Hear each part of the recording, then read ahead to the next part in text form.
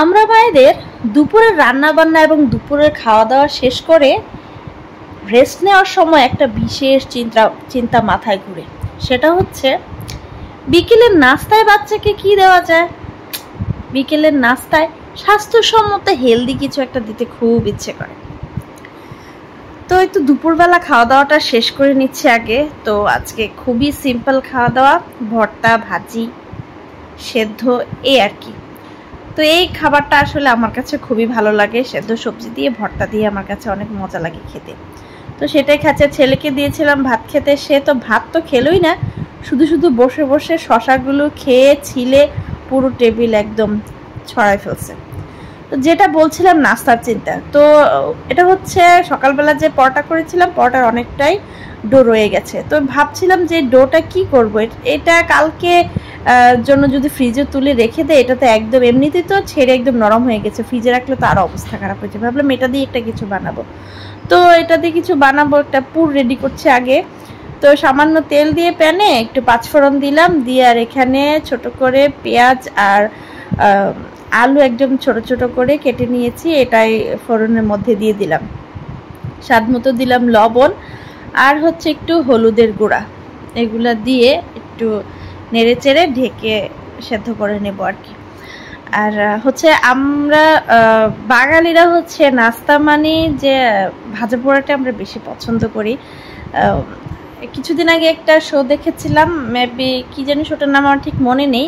ওই শোর মধ্যে দেখেছিলাম, বলেছিল যে বাংলাদেশের ফাস্ট ফুড আর বা স্ট্রিট আইটেম যেগুলো খাবার পাওয়া যায়, এগুলোর মধ্যে সবচেয়ে প্রাধান্য বেশি কিসের এবং মানুষের চাহিদা সবচেয়ে বেশি কিসের। তো সেখানে ভোট পেয়েছে কে জানেন? বেশি সিঙ্গারা ভোট পেয়েছিল। তো এখানে আমার আলুগুলো একটু ভাজা হয়ে গেলে এখানে আমি একটু আদা আর রসুন গ্রেট করে দিয়েছি, আর এখানে ফ্রোজেন মটরশুঁটি আর সামান্য একটু ফ্রোজেন কাঁচা মরিচ দিয়ে দিয়েছি। একটু নেড়ে চেড়ে ভেজে নিচ্ছি, দিয়ে সামান্য একটু পানি দিয়ে তারপর এটাকে ঢাকা দিয়ে সেদ্ধ করে নেব। আর মটরশুঁটিটা ফ্রোজেন ছিল, হাফ সিদ্ধ ছিল, তাই একটু পানি দিলাম যাতে ভালো করে সেদ্ধ হয়ে যায়। তো সেদ্ধ হয়ে গেলে এখন একটু স্প্যাচুলার সাহায্যে একটু এটাকে নরম করে দিচ্ছি। তারপরে এতে একটা ডিম দিয়ে দিব। ডিমটা দিয়ে সব কিছুর সাথে খুব ভালো করে নেড়ে চেড়ে মিশিয়ে নিব। এটা হচ্ছে আমি যে নাস্তাটা তৈরি করব সেটার ভিতরে পুর দেওয়ার জন্য। আর এমনিতেও কিন্তু এটা এভাবেই রেডি করে রুটি বা পরোটাতে কিন্তু বেশ ভালো লাগে খেতে। তো সামান্য একটু গরম মশলা দিলাম আর ম্যাগি মশলা অল্প একটু দিয়ে দিয়েছি, একটু টেস্ট এনহ্যান্স করার জন্য আর কি। তো গরম মশলাটা দিলে একটু স্মেলটা ভালো আসে। আর ফ্রোজেন মটরশুঁটির যে স্মেলটা না, এটা আমার কাছে বেশি একটা ভালো লাগে না, সেজন্য আমি আসলে একটু গরম মশলা দিই যাতে এই স্মেলটা চলে যায়। আর আমার ভালো লাগে না, আমার হাজব্যান্ডও এরকম, ফ্রোজেন কোনো কিছুর স্মেল নাকি ওর কাছে ভালো লাগে না। তো সব কিছু একদম খুব ভালো করে নেড়ে চেড়ে একটু নরম করে একটু গালা করে নিচ্ছে আর কি, চাপিয়ে নিয়ে রেডি করে সাইডে রেখে দিব ঠান্ডা করার জন্য। আর এদিকে হচ্ছে আমি পুরিটা বেলে নিচ্ছি। এমনিতে বেলতে খুব সুবিধাই হয়েছে, কারণ প্রায় ৪-৫ ঘন্টা আগে গুলানো ছিল, তো আটাটা একদম নরম হয়ে গেছে, একদম ছেড়ে দিয়েছে পুরোপুরি। যেভাবে দিচ্ছে ওভাবেই একদম বড় হয়ে যাচ্ছে। একটু একদম রুটির মতো বড় না, আবার একেবারে পুরির মতো ছোট না, মিডিয়াম একটা করে নিয়েছি। তারপরে হচ্ছে এরকম একটা ছোট বাটির মধ্যে একটু আটা মেখে নিয়ে তারপরে এটার মধ্যে দিয়ে দিয়েছি এই রুটিটা দিয়ে, তারপরে একটু ভিতরের দিকে চাপিয়ে একটু গর্ত করে নিয়ে তারপর এটার মধ্যে পুরটা আমি দিয়ে দিয়েছি। তো আমি একটা স্ন্যাক্স তৈরি করব। এটাকে পুরি বলা যায় বা কি বলে এটাকে, আমি ঠিক জানি না এটাকে কি বলবো।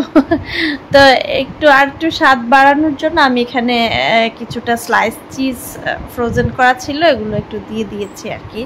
চিজটা দিলে আমার কাছে স্মেলটা অনেক ভালো আসে, চিজের স্ট্রং ফ্লেভারটা আমার কাছে ভালো লাগে আর কি।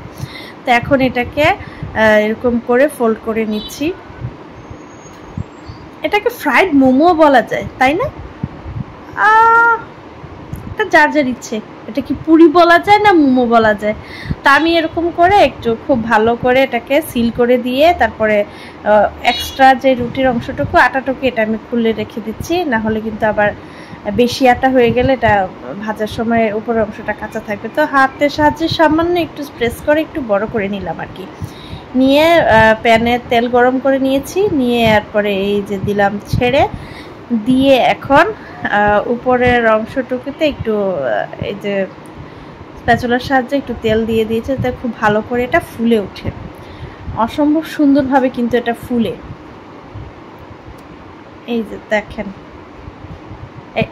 এইটা এভাবে মানে পকেটের মতো করে বাটির মধ্যে দিয়ে করার একটাই কারণ হচ্ছে আমরা যদি পুরি বানাই অনেক সময় যদি আমরা পুরির মধ্যে পুর বেশি দিয়ে দিই না, বেলার সময় দেখা যায় পুরিটা ফেটে যায়, বা অনেক সময় দেখা যায় পুরি ভাজার সময় ফেটে যায়। তো এরকম করে আসলে বাটির মধ্যে নিয়ে রুটি বেলে বাটির মধ্যে নিয়ে যদি করা যায় পুর আপনার যতটুকু ইচ্ছে অতটুকু বেশি করে পুর দেওয়া যায়। আর বেশি পুরির মধ্যে বেশি পুর দিলে কিন্তু খেতে বেশি মজা লাগে। তা আমি আসলে এজন্যই এরকম করে বানিয়েছি, একদম যাতে বেশি করে আমি পুর দিতে পারি। একদম কচুরি স্টাইলের মতো হয়েছে, একদম পুরি যেরকম আমাদের পাতলা পাতলা হয় ওরকম না, আবার সরি পুরি পাতলা হয় না, তো পুরি তো অনেকটা ভারী হয়, পুরির উপরেরই কিন্তু অনেক ভারী হয়। তো আমারটা আবার অনেকটাই পাতলা হয়েছে একেবারে। দেখুন আমি গোল্ডেন করে ভেজে নিয়েছি, আর এটা যে খেতে খেতে কি যে মজা হয়েছিল আর কি সুন্দর। আর যখন এটা ভাঙলাম তো ভিতরে যে চিজটা ছিল, চিজের যে সুন্দর একটা ফ্লেভার আসছিল, একদম স্ট্রং একটা ফ্লেভার। আমার কাছে চিজের স্ট্রং ফ্লেভারটাই ভালো লাগে।